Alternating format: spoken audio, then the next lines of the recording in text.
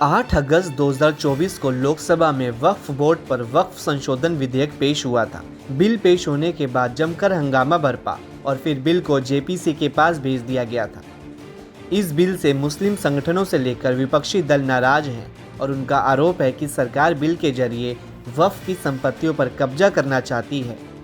तमाम मुस्लिम संगठनों ने जंतर मंतर पर संशोधन बिल के खिलाफ विरोध प्रदर्शन किया, जबकि मोदी सरकार का दावा है कि ये विधेयक मुस्लिम समाज, खासकर गरीब और वंचित वर्ग के लिए फायदेमंद होगा।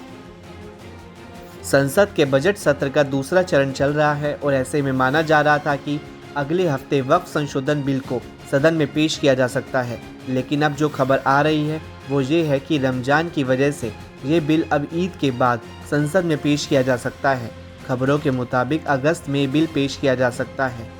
जंतर मंतर पर मुस्लिम संगठनों और विपक्ष ने संशोधन बिल के खिलाफ विरोध प्रदर्शन किए, लेकिन माना जा रहा है कि तमाम विरोध के बावजूद मोदी सरकार वक्फ संशोधन विधेयक पर कदम पीछे नहीं हटाएगी। विधेयक पेश करने के पहले सरकार संसद के दोनों सदनों में संख्या बल को साधने में जुटी है। सरकार को सबसे प्रमुख सहयोगी टीडीपी और एलजेपी-आर को साधने में सफलता मिली है, जबकि जेडीयू समेत अन्य दल को साधने के लिए बातचीत जारी है। सूत्रों के मुताबिक वक्फ संशोधन विधेयक के प्रावधानों पर टीडीपी और एलजेपी-आर समर्थन के लिए राजी है, जबकि जेडीयू समेत दूसरे दलों के साथ इसी महीने के आखिर तक बातचीत पूरी कर ली जाएगी।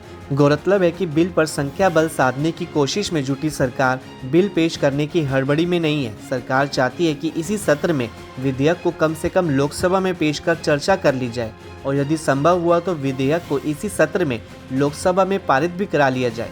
अगर ईद 31 मार्च को हुई तो सरकार के पास 4 अप्रैल तक चलने वाले बजट सत्र के दूसरे चरण में 4 दिन का समय होगा। हालांकि इसके इतर अगर ईद 1 अप्रैल को हुई तो सरकार के पास महज 3 दिन बचेंगे।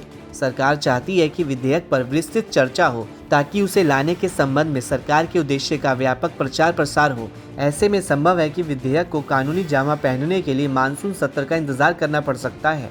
सरकार का बड़ा दावा ये है कि वक्फ बोर्ड भारत में सबसे बड़े भूस्वामियों में से एक है। इस बोर्ड के पास देश भर में कम से कम 8,72,351 वक्फ संपत्तियां हैं, जो कि 9 लाख एकड़ से ज़्यादा इलाके में फैली हुई हैं, जिसकी अनुमानित कीमत 1 लाख करोड़ रुपए से ज़्यादा है।